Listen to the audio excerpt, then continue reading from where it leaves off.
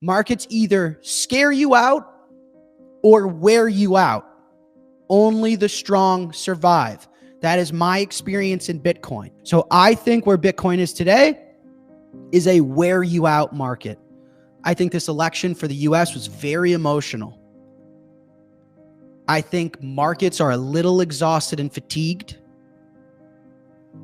I think Bitcoin might try and wear you out by up and down and up and down and SBR. Oh no, Trump lied. Oh, Trump said this about tariffs. Oh no, he took it back. And I wouldn't be surprised if this market didn't start to get serious legs in Q2. I still think Bitcoin goes to 250K to $1 million this year. This year.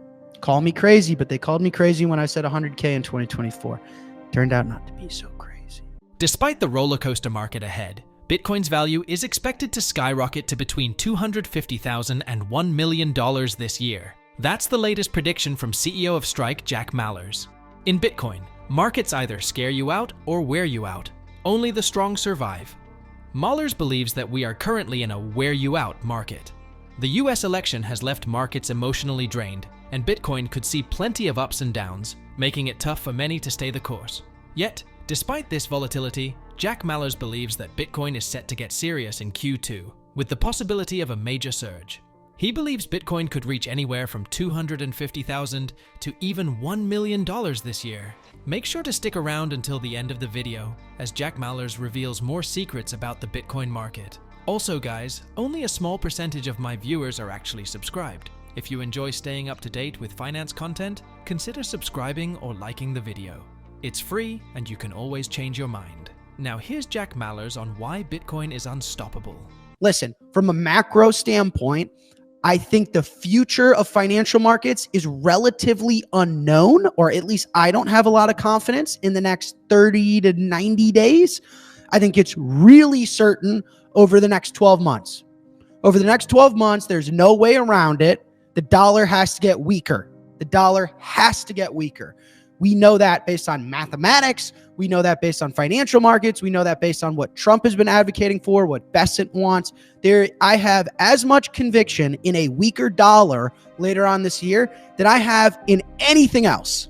I'm very confident we have weaker dollar, especially once Trump gets in office and his policies start to get put in place. There's no doubt about that. The US dollar financial system and the global financial system will fall apart if the dollar strengthens. Weaker dollar, strong Bitcoin. Now, over the next 30 to 90 days, I have confidence in nothing. Why? Because who knows when Trump gets inaugurated, policies get put in place, people are going to disagree. Even today, the financial markets were trying to read Trump's headlines on tariffs. He came out and said, my tariffs are going to be all over the place. Wait, no, they're not. Yes, they are. No, they're not. Yes, they are. And markets are bouncing around. And I think we have to see, right? A campaign is not a presidency. Promises is not policy, right? And so I think the next 30 to 90 days, I expect a decent amount of volatility. I expect a decent amount of chop. I do think 100K is a big psychological number. It does not surprise me that Bitcoin's flirted with it both up and down. Let me give you guys a very useful quote in financial markets. Markets either scare you out or wear you out. Only the strong survive. That is my experience in Bitcoin. In other news, the FDIC has been forced to release confidential letters, revealing efforts to discourage banks from engaging in crypto-related activities, a campaign informally referred to as Operation Chokepoint 2.0. Between 2022 and 2023, the FDIC sent at least 25 letters urging banks to halt or pause crypto services and burdening them with extensive paperwork to deter participation in digital asset ventures. The letters were made public after Coinbase, through legal action, secured a court order mandating their release. While the documents reveal a coordinated push to stifle crypto activities, they also include instructions for banks to keep the communications confidential. This just shows how much traditional institutions lack transparency and fairness. It's a good thing that Coinbase stepped in to expose what's really going on and let everyone see how broken our current financial system really is. Calls for congressional hearings have been made to investigate the matter further. Now let's go back to Jack Mallers for more insights on Bitcoin's growth. Bitcoin will either scare you out with massive gut-wrenching dips or crazy Washington, D.C. overregulation or Senator Warren debanking you. So Bitcoin could scare you out, and if it doesn't, it's going to try and wear you out. It's going to go, we're breaking 100, we're crashing. We're breaking 100K, we're crashing. We're breaking 100K, we're crashing. Only the strong survive. So I think where Bitcoin is today is a wear you out market. I think this election for the US was very emotional. I think markets are a little exhausted and fatigued. I think Bitcoin might try and wear you out by up and down and up and down and SBR. Oh no, Trump lied. Oh, Trump said this about tariffs. Oh no, he took it back. And I wouldn't be surprised if this market didn't start to get serious legs in Q2. That's my dollar bill impression. That's the best I got at being my father. Is 100K seems to be a net magnet. Markets love round numbers. Why? Because markets are made up of humans. Humans are comprised of emotions, okay? Markets love round numbers. Markets are emotional. 100K is a big round number. It's a big psychological event. It's adding a new digit. It's going to flirt with it. It's going to be attracted to it. It's going to be a magnet towards it. And I think between a scare you out and a wear you out, I think Bitcoin is trying to wear people out. I still think Bitcoin goes to 250K to $1 million this year. This year. Call me crazy, but they called me crazy when I said 100K in 2024. Turned out not to be so crazy. What are the biggest threats to a strategic Bitcoin reserve in the United States? I mean, the biggest threat is Trump doesn't do it, right? The biggest threat is Trump doesn't do it. So I think that one is pretty straightforward and simple. Listen, at the end of the day, people ride me all the time like, oh, you're a statist. You want the government to buy your bags. Guys, first of all, this is a really important point. Bitcoin's an open source protocol. It's a public utility for everyone. If you thought you got to decide who gets to own Bitcoin, you're wrong. Sorry, newsflash. You don't. You don't. So anyone can buy Bitcoin. If a government or a criminal buys Bitcoin and that ruins Bitcoin, then Bitcoin was never going to succeed. Okay. So I encourage everyone to own Bitcoin, whether I like you or not, because you can, and because it's probably in your best interest.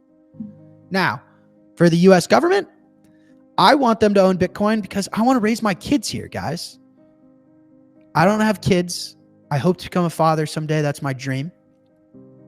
And I'm thinking about where I would want to build a family.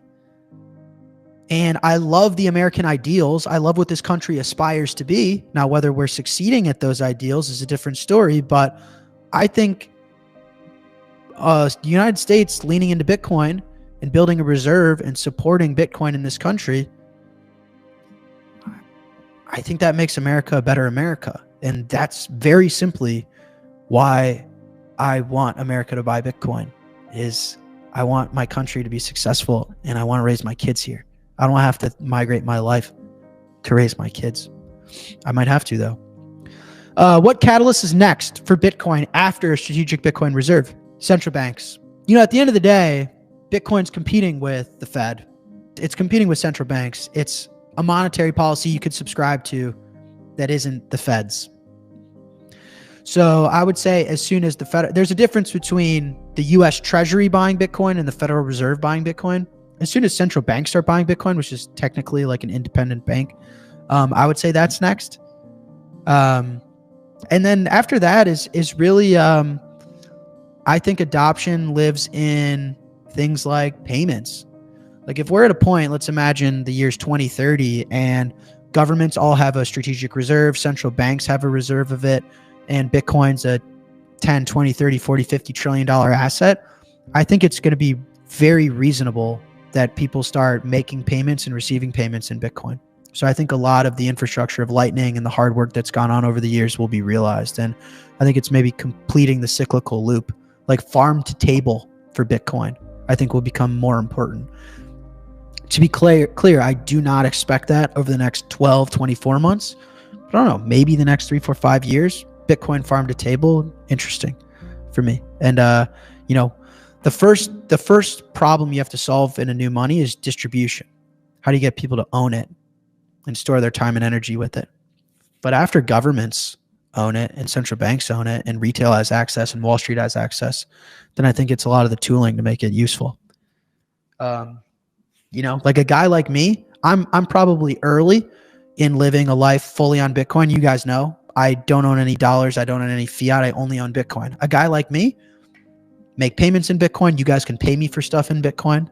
I expect a lot more of the world to be like that in 5 years. I feel like people wouldn't mind if majority of their financial life is centered around Bitcoin. Bitcoin is rapidly positioning itself as a competitor to central banks, offering an alternative monetary policy outside of the Federal Reserve's control.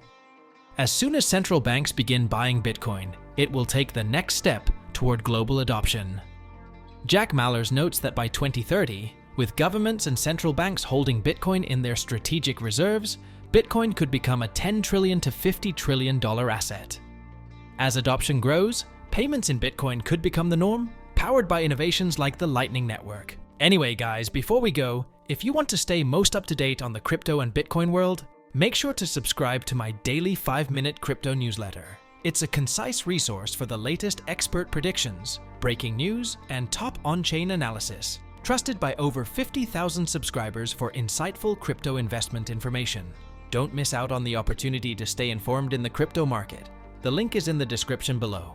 I hope you all enjoyed today's video and that it provided you with some value. I'll see you all in the next one. And as always, all the best.